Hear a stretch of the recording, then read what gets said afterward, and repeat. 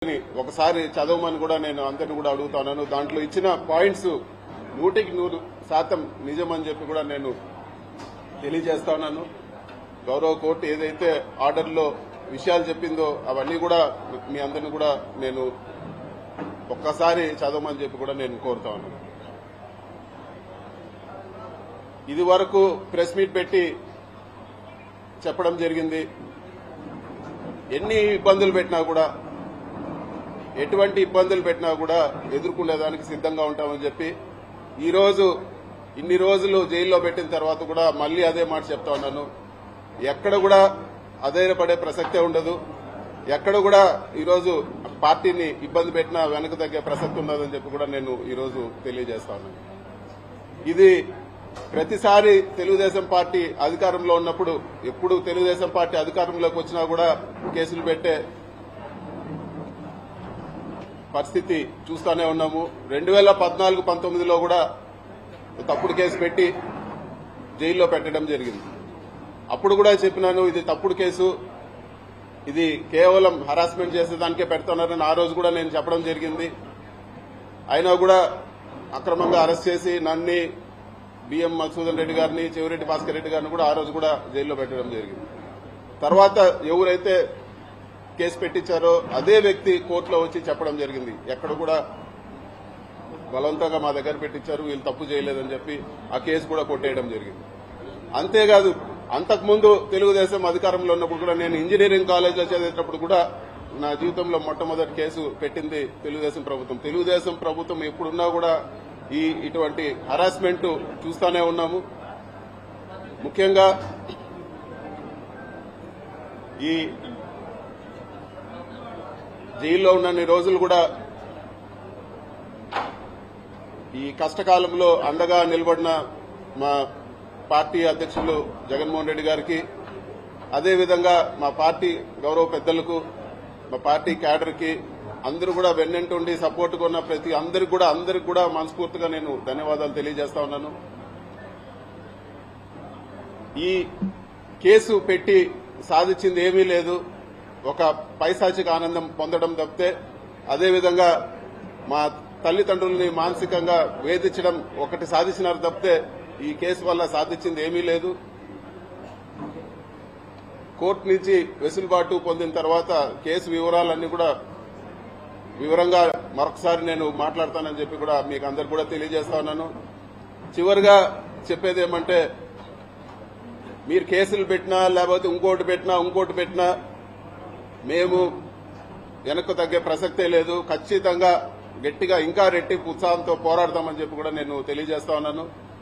ఎక్కడ కూడా YSR party cadre గాని లేకపోతే నాయకులు గాని ఎక్కడ కూడా ఆధారపడే పరిస్థితి ఉండదని చెప్పి కూడా నేను తెలియజేస్తా ఉన్నాను.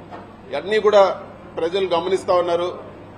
ఇవన్నీ కూడా ఒక డైవర్షన్ టాక్టిక్స్ లో భాగమే అని చెప్పి కూడా అందరూ కూడా గమనించాలని చెప్పి కూడా నేను కోరుతా ఉన్నాను. ప్రభుత్వం చేయాల్సిన పనులు పక్కన పెట్టి ఏదో ఒక అభూత కల్పన చేసి రకరకాల కేసులు పెట్టి నాయకులందరినీ కూడా జైళ్లలో పెట్టి, సంబంధం ఉన్నా లేకపోయినా ఎట్లంటే అట్లా జైళ్లలో పెట్టి, ఇదంతా కూడా వాళ్ళు చేయాల్సిన పనుల నుంచి డైవర్షన్ చేసే పరిస్థితి ఉందని చెప్పి కూడా మనం అందరం కూడా తెలుసుకోవాలని చెప్పి కూడా నేను తెలియజేస్తా ఉన్నాను.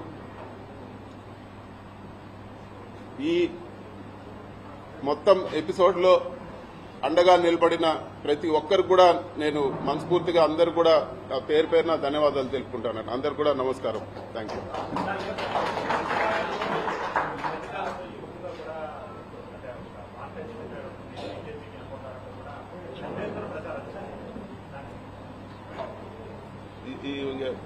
దానికి ఇంకా అర్థమే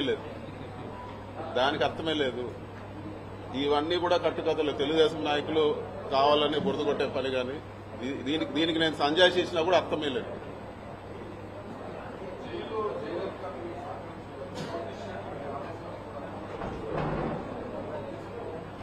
మరి ముఖ్యంగా జైల్లో ఎటువంటి పరిస్థితుల్లో పెట్టారంటే, ఒక టెర్రరిస్టో తీవ్రవాదిని జైల్లో పెట్టిన పరిస్థితి ఉంది నాకు. నేను ఉన్నన్ని రోజులు కూడా ఒక పూర్తి బ్లాక్ లో వేరే ఒక మనిషితో మాట్లాడే పరిస్థితి ఉండదు. కేవలం ఎప్పుడైనా ములాఖాతులు, వారానికి వచ్చిన ములాఖాతులు, లేకపోతే ఇంటికి 3 ఫోన్ కాల్ చేసుకోవచ్చు. ఆ 3 ఫోన్ కాల్ తప్పితే ఇంకొక మనిషితో మాట్లాడే పరిస్థితి కూడా ఉండేది కాదు. మొత్తం సీసీ కెమెరా నిఘా ఎవరు చూస్తా ఉన్నారో ఆ సీసీ కెమెరాలో తెలియదు. విజయవాడలో కూడా ఆ సీసీ కెమెరాలో చూడగలుగుతారని చెప్పేవాళ్ళు. అధికారులు కూడా నాతో మాట్లాడేదానికి భయపడేవాళ్ళు. అసలు ఎవరు కూడా దగ్గరకు వచ్చే పరిస్థితి లేదు. ఒక దారుణమైన పరిస్థితిలో జైల్లో పెట్టడం జరిగింది. ఒక ఏదో టెర్రరిస్టు పక్కన వాళ్ళతో మాట్లాడితే ఏదన్నా ఇబ్బంది వస్తుందనే పరిస్థితులు అక్కడ కల్పించడం జరిగింది. కానీ ఇవన్నీ కూడా ధైర్యంగా ఎదుర్కోవాలని డిసైడ్ అయినాం కాబట్టి ఇవన్నీ కూడా ఏకోసారి కూడా పట్టించుకున్న పరిస్థితి లేదు.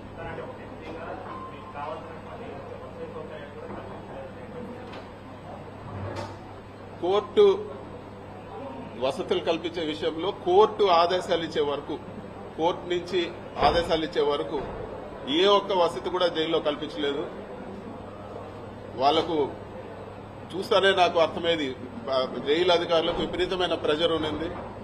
వాళ్ళు ఏ ఒక్క వసతి కూడా కోర్టు నుంచి ఆదేశాలు రాకుండా ఏ ఒక్కటి కూడా కల్పించలేదు. ఇవ్వాల్సిన బేసిక్ రిక్వైర్మెంట్ కూడా అవన్నీ కూడా వచ్చిన ఫస్ట్ కోర్టు ఆర్డర్ వచ్చే వారం 10 రోజుల వరకు అస్సలు ఏ ఒక్క సహకారం కూడా లేదు.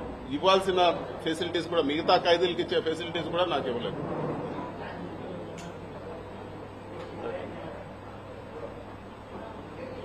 ఓకే అన్న, థ్యాంక్ యూ అన్న.